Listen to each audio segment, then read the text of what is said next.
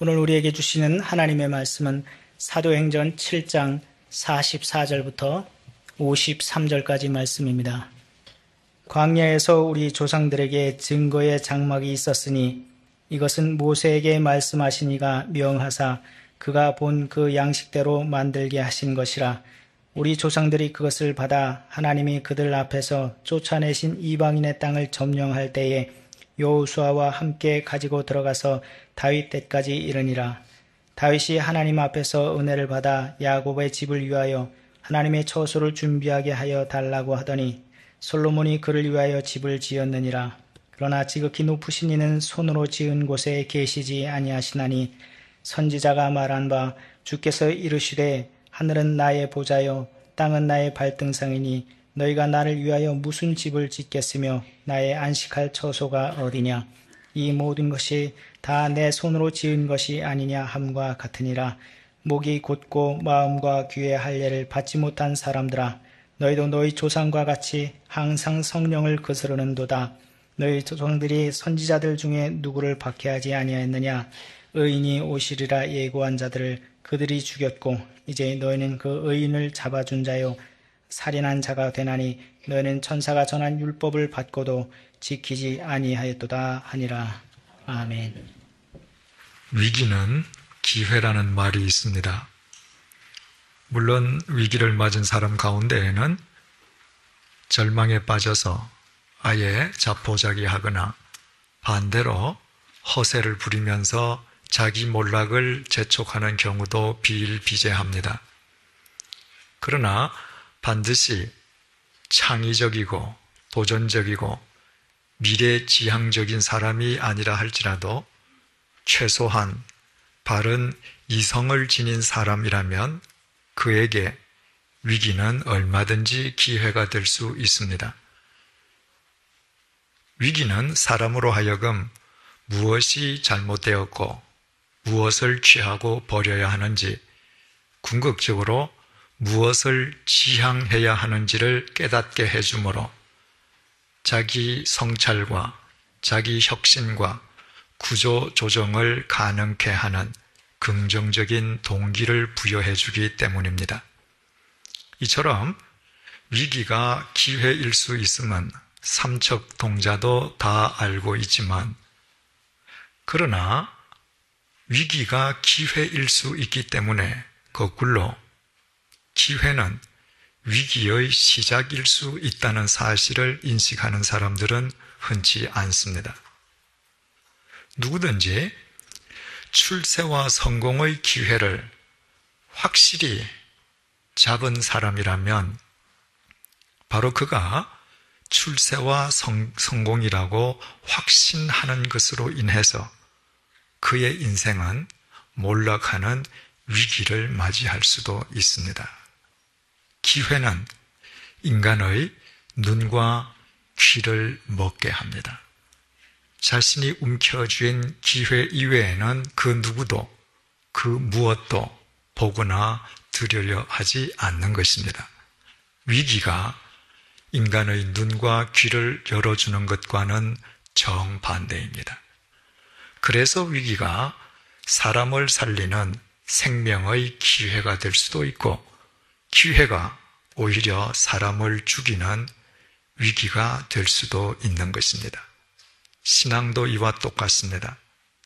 신앙의 위기는 예수 그리스도 안에서 얼마든지 영적 성숙을 위한 기회가 될 수 있습니다. 마찬가지로 영적 기회는 오히려 영적 위기의 출발점이 될 수도 있습니다. 1945년 광복 이후에 한국 교회는 크게 두 번의 기회를 맞았습니다. 기회는 위기라고 했습니다. 한국 교회가 두 번의 기회를 맞았다고 하는 것은 두 번의 큰 위기가 있었다는 의미가 됩니다. 한국 교회가 광복 이후에 첫 번째 맞았던 큰 기회는 1973년 여의도 광장에서 개최되었던 빌리 그레함 전도 집회였습니다. 한국 교회가 연합해서 세계적으로 유명한 부흥사 빌리 그레한 목사님을 초청해서 연합 전도 집회를 연 것이었습니다. 그해 5월 30일부터 6월 3일까지 닷새 동안 매일 밤마다 여의도 광장에서 열렸던 그 집회에 참석한 사람의 숫자는 첫째 날 밤 51만 명, 둘째 날 46만 5천 명, 셋째 날 48만 5천 명, 넷째 날 65만 명, 그리고 마지막 날 밤인 토요일엔 110만 명이었습니다. 마지막 밤인 토요일 날 운집했던 110만 명의 인파는 그때까지 세계 전도 집회 역사상 한 집회에 가장 많은 인파가 모였던 기록으로 아직까지 남아 있습니다. 그렇게 닷새 동안 여의도에 몰려들었던 인파는 총 321만 명이었습니다. 1973년 당시에 대한민국 전체 기독교인의 수가 300만 명에 불과하였습니다. 따라서 닷새 만에 321만 명의 인파가 몰려들었다면 그 전도 집회가 얼마나 성공적이었고 그 전도 집회가 한국 교회에 얼마나 큰 기회였었는지 우리는 능히 짐작할 수 있습니다. 실제로 그 이후에 한국 교회는 폭발적으로 부흥해서 얼마 지나지 않아서 한국 교회 스스로 전 국민의 4분의 1이 그리스도인이라고 선언하기에 이르렀습니다. 그러나 기회는 위기라고 했습니다. 그것이 한국 교회가 첫 번째 맞았던 큰 기회였던 만큼 그것은 위기의 시작이기도 했습니다. 그 이후부터 한국 교회는 행사 위주의 외적 성장과 물량주의에 빠져들기 시작하면서 불행히도 교회의 본질을 상실하게 됩니다. 목사가 담임 목사라는 호칭 대신에 스스로 당 회장이라는 직함을 사용하기 시작하면서 교회가 교회인지 기업인지, 목사가 목회자인지 기업 총수인지 구별할 수 없게 되었습니다. 예수 그리스도의 이름 대신에 특정 개인의 이름을 드러내는 플래카드, 기념비, 명패의 전성시대가 도래하면서 교회의 주인이 주님에서 사람으로 바뀌어가기 시작했습니다. 행사를 신앙과 동일시하는 가운데에 교회의 주인이 주님이셔야 한다는 가장 기초적인 신앙 원칙과 신앙 윤리마저도 실종되게 된 것입니다. 그래서 한국 교회는 외형적으로는 공룡처럼 비대해졌지만 실제적으로는 속빈 강정이 되기 시작했습니다. 한국 교회가 광복 후 두 번째로 맞았던 큰 기회는 90년대에 시작된 기독교 TV 방송 시대의 개막이었습니다. 복음을 안방까지 직접 전할 수 있다는 의미에서 그것은 한국 교회에 참으로 크나큰 기회였습니다. 동시에 그것이 기회였던 만큼 그것은 또 다른 위기의 출발점이기도 했습니다. TV 프로그램은 그 속성상 사람에게 보여주기 위해서 제작됩니다. 그러나 그리스도인의 신앙은 사람에게 보여주기 위함이 아닙니다. 만약 그리스도인의 신앙이 사람에게 보여주는 것을 목적으로 삼기 시작하면 그 믿음은 주님께서 그토록 질타하셨던 외식, 위선과 구별될 수 없게 됩니다. 더욱이 TV 방송국은 방송을 위한 자체적인 재정적 기반을 갖고 있지 못합니다. 어떤 방송이든 광고주나 특정 교회의 후원금으로 방송하게 됩니다. 또 프로그램을 만드는 사람은 시청자들을 자기 채널에 묶어두기 위한 시청률에 어쩔 수 없이 얽매이게 됩니다. 따라서 기독교 TV는 바른 말을 전하기보다는 광고주와 후원단체 그리고 시청자들이 듣기 좋아하는 말을 우선적으로 전할 수밖에 없게 되었습니다. 그 결과 기독교 TV는 그 긍정적인 면과 함께 한국 그리스도인의 신앙을 세속화시키고 기복화시키는데 이익을 담당한 위기를 초래하기도 했습니다.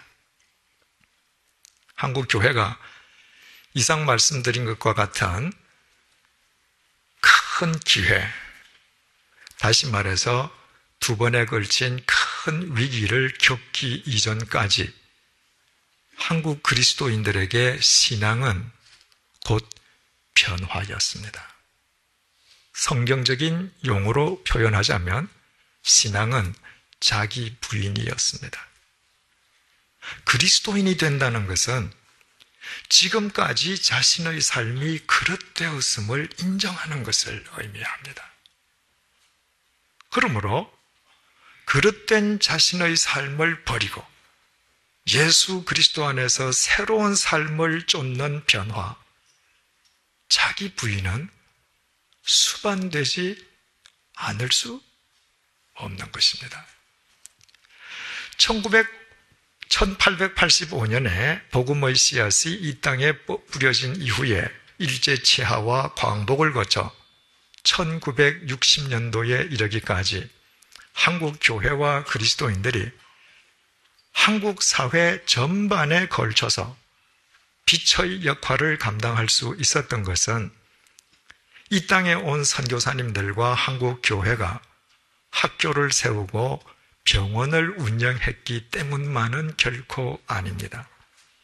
18세기 이후에 서양 선교사님들이 들어간 나라에서는 어김없이 병원과 학교가 세워졌지만, 그러나 현지 그리스도인에 의해 그 나라의 역사가 크게 변화된 나라는 대한민국이 유일합니다.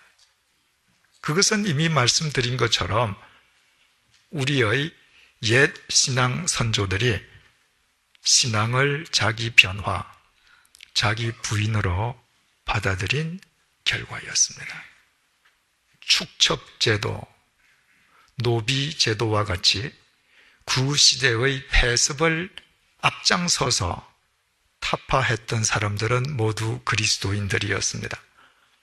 구시대의 폐습을 타파해야 된다고 생각하는 것과 자기 손해를 감수하면서 스스로 실천한다는 것은 전혀 별개의 일입니다.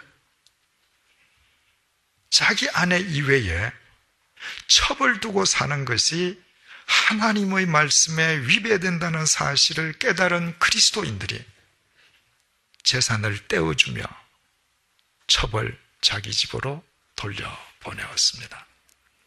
머슴을 둔 그리스도인들은 노비 문서를 불태우면서 머슴에게 자유를 주었습니다. 고리대금업을 하던 사람이 주님을 영접한 뒤엔 모든 채무자의 채무를 탕감해주는 일도 있었습니다. 자기 소유의 농지를 소작농들에게 무상으로 분배해준 그리스도인들도 있었습니다.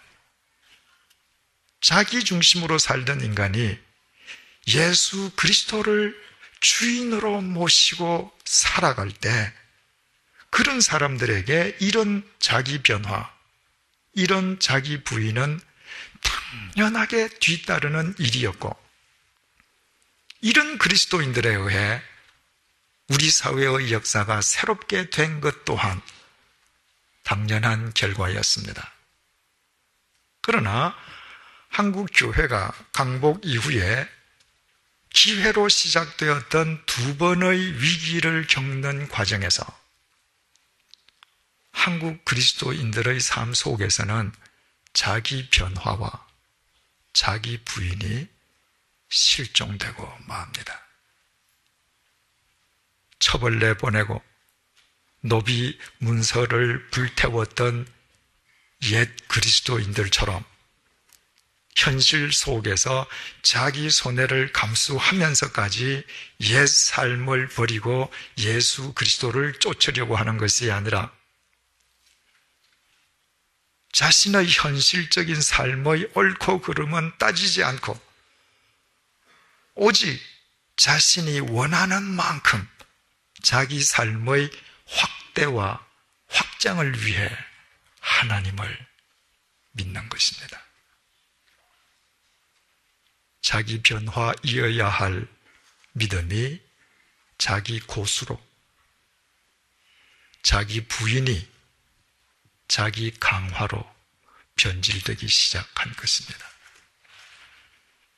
자기 변화와 자기 부인이어야 할 믿음이 자기 고수와 자기 강화를 위한 이기적인 도구로 전락하면 종교는 마르크스가 지적했던 것처럼 인민의 아편이 되고 맙니다.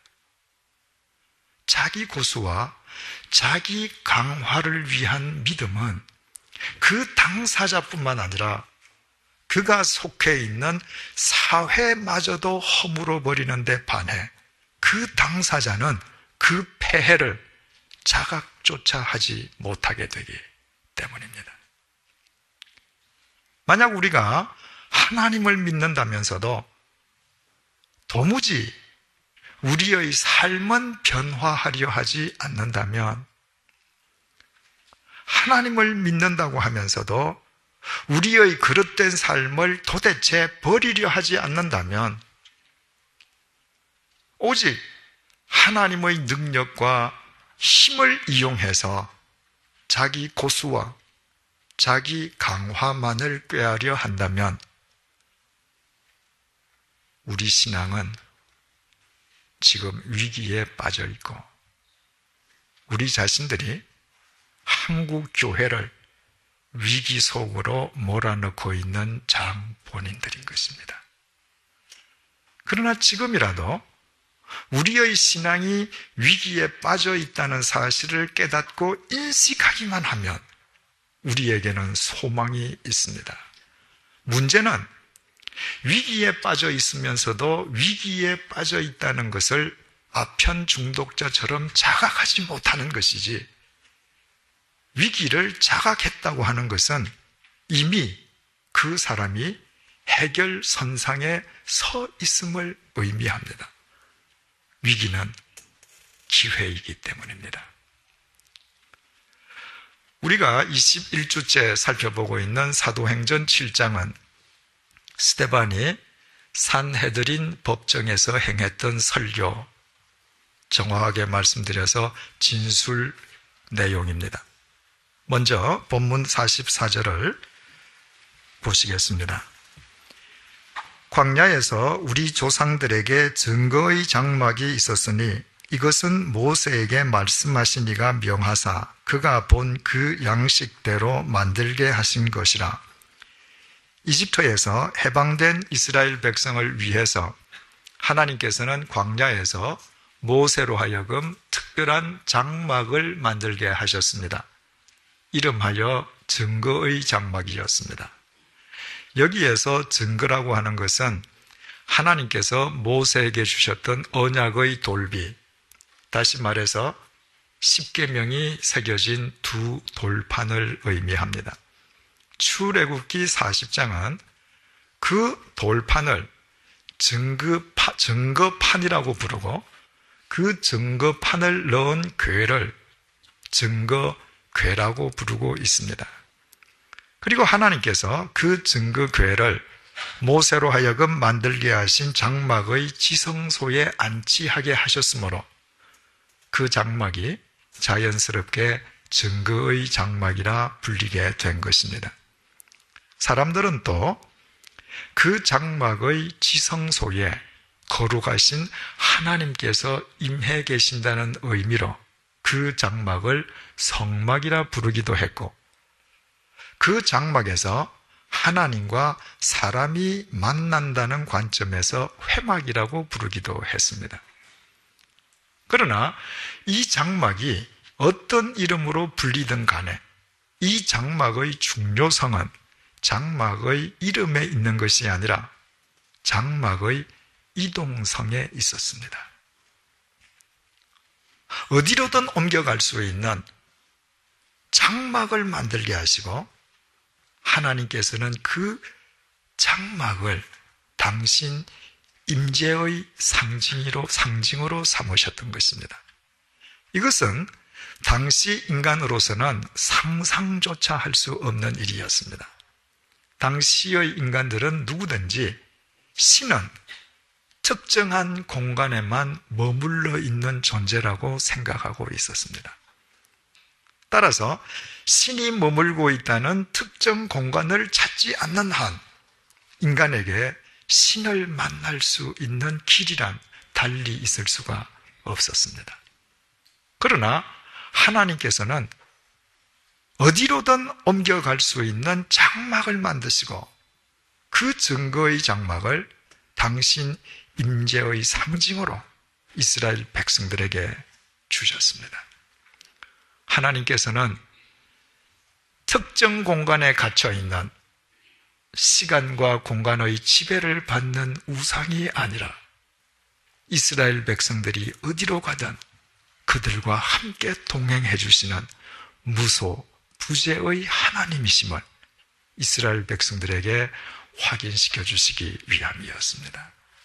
하나님께서 이 증거의 장막을 광야에서 만들게 하셨다고 해서 이 장막이 광야용만이었던 것은 아니었습니다. 본문 45절을 보시겠습니다. 우리 조상들이 그것을 받아 하나님이 그들 앞에서 쫓아내신 이방인의 땅을 점령할 때에 여호수아와 함께 가지고 들어가서 다윗 때까지 이르니라. 40년에 걸친 광야 생활이 끝난 뒤에 모세의 후계자였던 여호수아가 이스라엘 백성들을 인도하여 요단을 건너 가나안 땅에 입성할 때 이스라엘 백성들은 이 장막을 메고 들어갔습니다.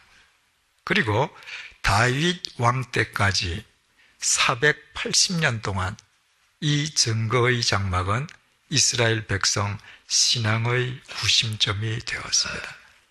그리고 그 이후에 있었던 일을 48절에서 50절이 밝혀주고 있습니다. 죄송합니다. 46절에서 47절이 밝혀주고 있습니다. 다윗이 하나님 앞에서 은혜를 받아 야곱의 집을 위하여 하나님의 처소를 준비하게 하여 달라고 하더니 솔로몬이 그를 위하여 집을 지었느니라. 그 누구보다도 하나님의 은혜를 크게 입었던 다윗이 하나님의 처소, 즉 하나님을 위한 성전을 짓기를 원했습니다.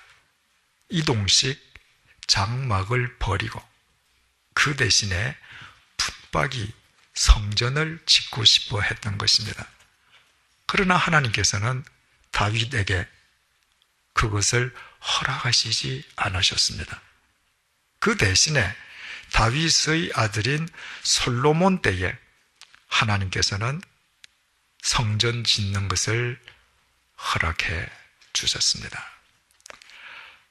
하나님께서 이동식 장막 대신에 붙박이 성전을 짓도록 허락하셨다고 해서 하나님께서 그 붙박이 성전 속에 붙박이로 계시겠다는 의미는 절대 아니었습니다.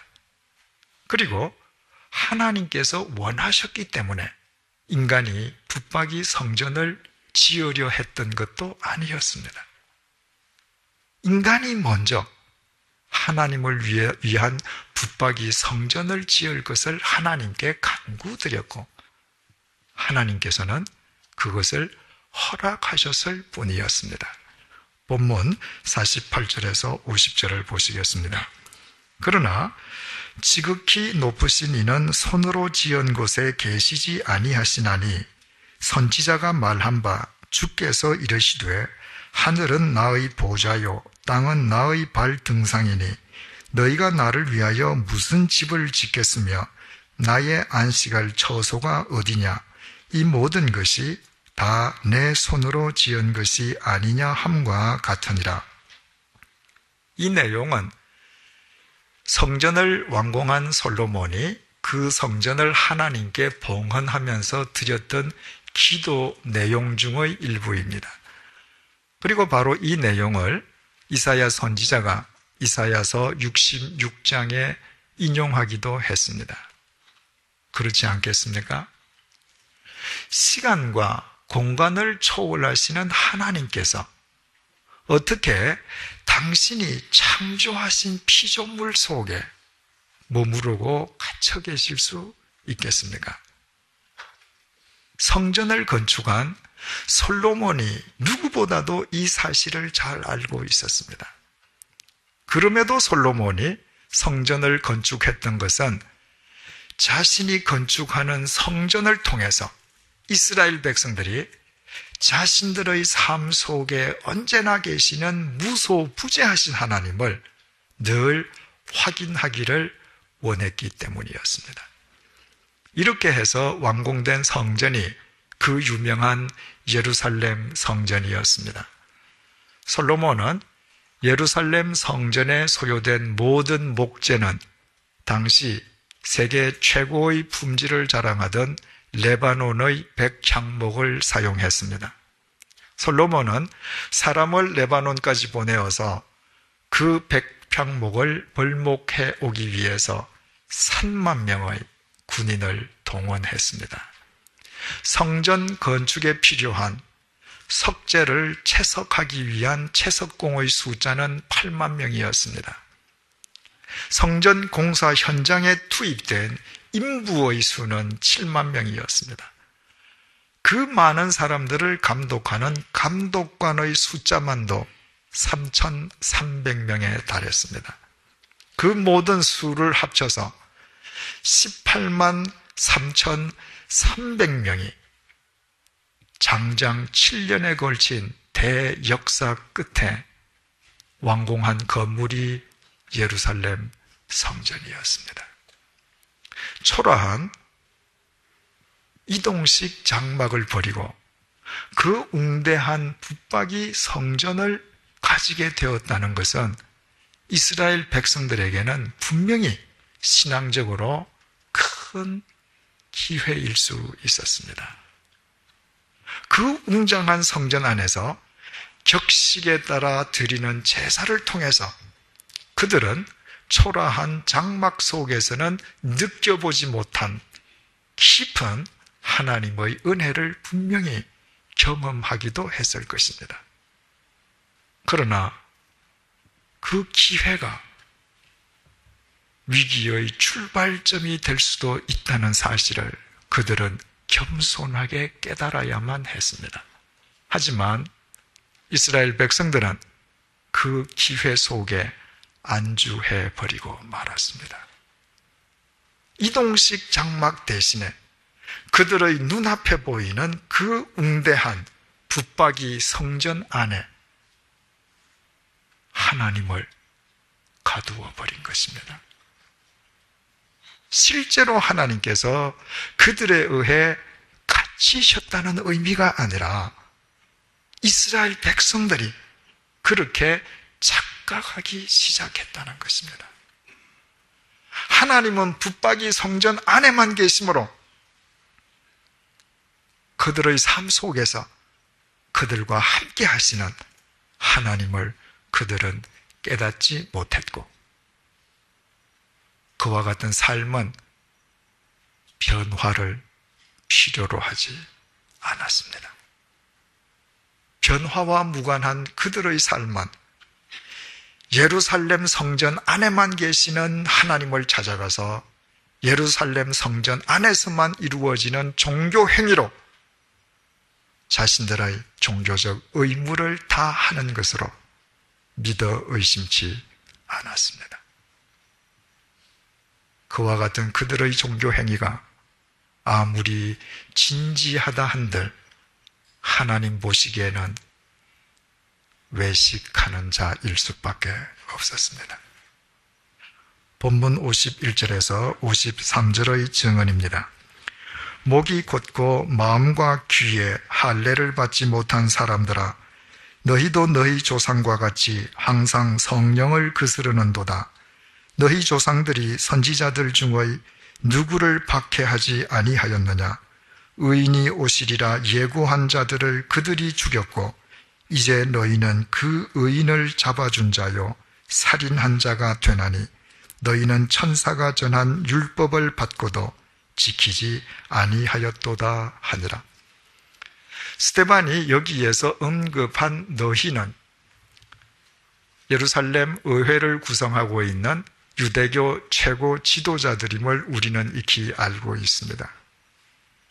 다음 시간에 보다 상세하게 생각해 보겠습니다만은 그 유대인의 조상들은 변화를 촉구하는 선지자들을 박해했습니다. 그들을 구원해 주시기 위해서 이 땅에 오실 메시아 예수 그리스도를 예언하는 선지자들을 잡아 죽였습니다. 그리고 스데반 앞에 앉아있는 유대교 최고 지도자들은 그들의 위기를 기회로 바꾸어 주시기 위해서 이 땅에 오신 예수 그리스도를 아예 죽여버렸습니다. 예루살렘 성전 안에서만 이루어지는 종교적 행위로 자신들을 완전한 신앙인이라 착각하고 있었기에 그들 자신에게는 더 이상의 변화가 필요 없다고 확신하고 있었던 것입니다. 그래서 그들의 위기는 기회로 승화하지 못한 채 위기 그 자체로 끝나버리고 말았습니다. 그렇다면 우리는 오늘 본문을 통해서 오늘 이 땅을 살아가고 있는 그리스도인들인 우리 신앙의 위기의 본질이 무엇인지, 그 위기를 기회로 승화시킬 수 있는 처방은 무엇인지 이제 알게 됩니다. 우리가 맡고 있는 신앙의 위기의 본질 역시 본문 속 유대인들처럼 하나님을 예배당 안에 가두어 두고 살아간다는 것입니다. 하나님을 예배당 안에 가두어 두었기에 일주일에 예배당을 찾아서 하나님께 예배 드리는 종교 행위로 모든 신앙의 의무와 책임은 끝난다고 생각하는 것입니다. 그래서 예배당 밖 우리의 삶 속에 계시는 무소부재하신 하나님을 깨닫지 못한 채 우리의 삶은 변화를 불필요로 하고 변화와 무관한 우리의 삶은 결국 자기 고수와 자기 강화로 드러날 수밖에 없는 것입니다. 이것이 우리 신앙 위기의 본질이라면 이 위기를 어떻게 기회로 승화시킬 것인지 또한 자명해 졌습니다. 우리 손으로 예배당 안에 가두어 두었던 하나님의 우상을 깨트리고 무소부재하신 하나님에 대하여 눈을 뜨는 것입니다.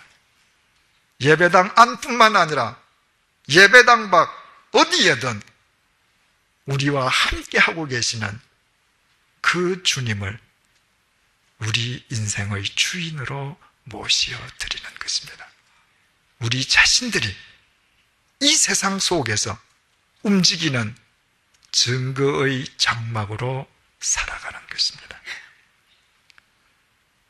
옛 우리 신앙 선조들이 그 수가 작았음에도 불구하고 이 땅의 역사에 진리의 빛을 던질 수 있었던 것은 그들은 모두 무소부재하신 예수 그리스도를 주인으로 모신 자들이었기에 예배당 안에서뿐만 아니라 예배당 밖에서 그들 자신이 움직이는 증거의 장막이었기 때문입니다. 이제 우리는 분명하게 선택해야만 합니다. 하나님을 여전히 예배당 안에 가두어두는 하나님의 우상을 섬기는 위기의 생을 지속할 것인가? 무소부재하신 주님을 우리 인생의 주인으로 모시고 우리 모두 증거의 장막이 되어 기회의 생을 누릴 것인가? 선택해야 합니다. 우리가 무엇을 선택하느냐에 따라서 우리 자신의 생은 말할 것도 없고 우리가 속해 있는 이 사회의 미래가 좌우될 것입니다. 잊지 마십시오. 진정한 크리스찬은 어떤 경우에도 위기를 두려워하지 않고 기회 앞에서는 더욱더 겸손해집니다. 진정한 그리스도인들은 무소부재하신 주님을 마음속에 주인으로 모신 자들이기에 그 사람 속에 좌정해 계시는 주님께서 날마다 바른 길을 친히 증거해 주실 것이기 때문입니다. 기도하시겠습니다. 주님, 오늘날 우리가 빠져 있는 영적 위기의 실체를 깨닫게 해 주셔서 감사합니다. 우리는 하나님을 믿기보다는 우리 자신이 예배당 안에 가두어둔 하나님의 우상을 섬겨왔습니다. 그래서 우리는 주일에 한 번 예배당을 찾아 예배드리는 종교 행위만으로 신앙의 책임과 의무를 다하는 것으로 착각해 왔습니다.